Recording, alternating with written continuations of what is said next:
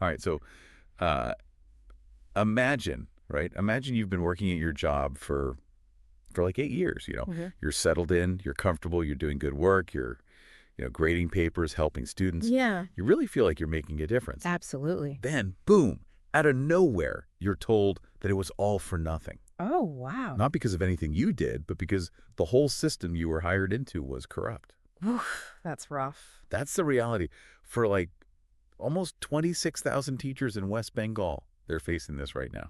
Oh man. Yeah, I mean that's got to be more than just like a little setback, right? That's like a huge blow to your whole life, Yeah. Professionally, personally, everything. It really makes you think about like how vulnerable people are in these situations. It's not just the paycheck, it's the stability, the future, Everything. Yeah, it's heavy stuff. And that's exactly what we're diving into today in this deep dive. Yeah. We're going deep into the Supreme Court's decision to basically wipe out all those teaching appointments. And what's really interesting to me is how these teachers are fighting back. They're not taking this lying down. Oh, absolutely. And we've been looking at a bunch of different reports about all this. Reports on the legal stuff, of course, but also, what's it like for the teachers? What are they actually going through? It's a wild story. It is. Our goal here, right, is to try and understand all the different parts of this story. We've got the legal side, we've got politics mixed in there, and, most importantly, we've got the human side. We got to look at, what led up to this, what happens to the teachers now, and what this whole thing tells us about, like, holding people accountable and making sure things are fair. Okay, so let's jump right in then. Let's talk about that Supreme Court ruling. You called it a hammer blow earlier, and I think that's a good way to put it. It wasn't a slow process, right? It was just bam, all of a sudden. Yeah, it was a sudden last Thursday, just last week, the Supreme Court drops this decision, and it's massive. Right. We're talking 25,753 people, teachers, and also people who work in the schools but aren't teachers all across West Bengal. They're all, suddenly their jobs are just gone. Poof. It's crazy to think about how many classrooms are affected by this. Oh yeah, and the court's reasoning was that the way they hired these teachers back in 2016, the whole process was they used this word vitiated. Yeah. Basically, it means the whole thing was so messed up, so many problems that there's no way to tell who got hired fairly and who didn't. Right, right. And it's not like these teachers did anything wrong themselves. It's not like they were bad at their jobs or anything. The whole system was just like fundamentally flawed from the beginning. Exactly. And that's what makes the teachers' reactions so interesting. I mean, you can understand why they're so upset, right? Absolutely. They're basically saying to the chief minister, Mamata Banerjee, hey, we did our part. We went through the process. We got the jobs. Now you got to fix this. Hmm. And they're backing that up with action, too. They refused to go to that meeting she called. Right. The sympathy meeting at the Netaji Indoor Stadium. Exactly. They're not looking for sympathy. They're looking for solutions. And one guy we keep hearing from, Chinmoy Mbandal, he's with the group Deserving Teachers' Rights. He's making it clear, no more tests, no little temporary payments. They want a real fix. They're standing their ground. Yeah, they are. So I guess we should talk about how we even got here, right? Like, this Sure. wasn't some random thing that happened overnight. This corruption stuff's been going on for years. It has. So, okay, let's go back. 2016, that's when they hired all these teachers. And for a while, things seemed fine.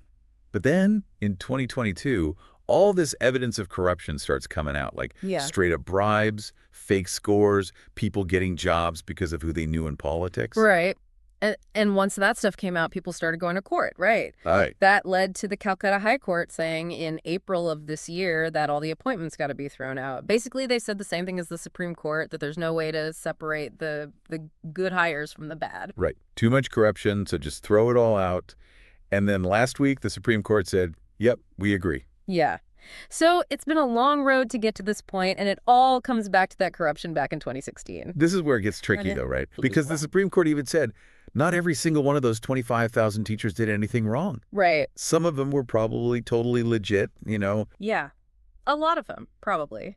And there's this one teacher, Mehboob Mandal. He's from North 24 Parganas. He's been really vocal about this. He's saying, look, the CBI, the Central Bureau of Investigation, they had a list of people who were involved in the corruption, right?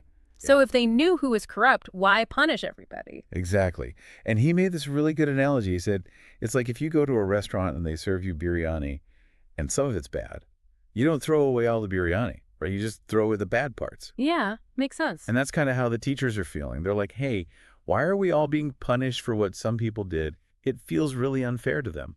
It does. And it's important to remember we're not just talking about numbers here. This is affecting real people's lives, you know. Big time. And tragically, we've already seen how bad this can get. Hmm. There was that report of a teacher who tried to take their own life because of this whole situation. Oh, man, that's awful. And Chinmoy Mandal, the spokesperson we talked about earlier, he said, depression doesn't wait. You know, like, these people need help now. This can't drag on forever. No, it can't. So what's the government doing about all this? I mean, they can't just ignore it, can they? They're not. The Bengal government has said they're going to file what's called a review petition. Basically, they're asking the Supreme Court to, like, take another look at their decision. Interesting. And what's their argument?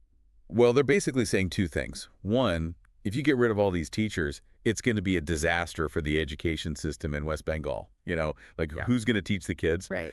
And two, it's going to be super hard to run the big school exams without these teachers. Okay, that makes sense, I guess. But, you know, the government's known about this corruption stuff for years, right? They could have done something sooner to prevent this whole mess. Yeah, a lot of people are saying that. They're saying the government should have acted faster to deal with the corruption, and now they're stuck dealing with this huge crisis. Yeah, I see that. So what about the teachers? What do they think about having to take new exams to prove themselves all over again? They're not happy about it. I mean, a lot of these teachers have been teaching for like 8 years, right? They feel like they've already proven themselves. Yeah. And now they're being told, okay, go back and take a test like you're just starting out. It feels insulting to them. Yeah. You know? Like they're being treated like they're brand new teachers when they've got years of experience. Yeah, I can see how that would be frustrating. And one teacher said something that I think really sums it up. He said, we're not lab rats in Dee Dee's experiment. Mm-hmm.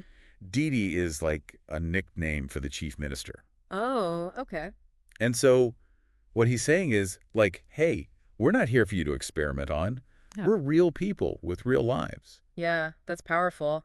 So I guess the big question now is who's responsible for all this? I mean, it seems like there's a lot of blame to go around. Yeah, for sure. Yeah. I mean, obviously the people who took the bribes, the people who cheated to get the jobs, they're responsible. But then there's the government too. Like, were they not paying attention? Did they let this happen? Yeah, were there safeguards in place to prevent this? And even the courts, I mean, their decision is meant to, like, make things right, but it's also hurting a lot of innocent people. Right, right. A real tough situation all around. But like you said before, it's the teachers and their families who are really suffering right now. Their lives are just up in the air. Yeah. It's a mess. So what are some of the solutions that people are talking about? Well, one idea is to basically rehire all the teachers who weren't involved in the corruption. Like, if they can prove they got their jobs fair and square, let them keep teaching. Yeah, just skip the whole testing thing for those teachers. Exactly. And then, of course, punish the people who actually cheated. Make an example of them, you know, so that this kind of stuff doesn't happen again. Yeah, got to deter future corruption. Absolutely. And this might sound obvious, but fix the system, right? Like, actually change the way they hire teachers so it's fair and transparent. Yeah, that's the long-term solution for sure. But right now, the teachers are saying, fix this now. They're not messing around. And they've got power in numbers, right? Like 26,000 teachers, that's a lot of votes. Oh, yeah. And the report we were looking at, it ended with this really interesting line. It said, Bengal's teachers might just mark her answer sheet with a big red F. Oh, wow. Meaning, if the chief minister doesn't fix this, they might vote her out. Okay, so to wrap things up, we've got this massive scandal in West Bengal. Thousands of teachers lost their jobs because of corruption, and now everyone's trying to figure out what to do about it. Right.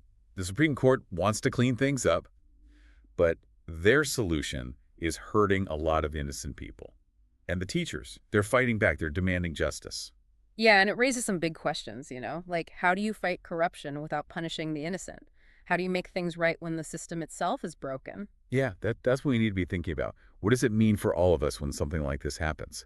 How do we make sure it doesn't happen again? Big questions. Big questions indeed.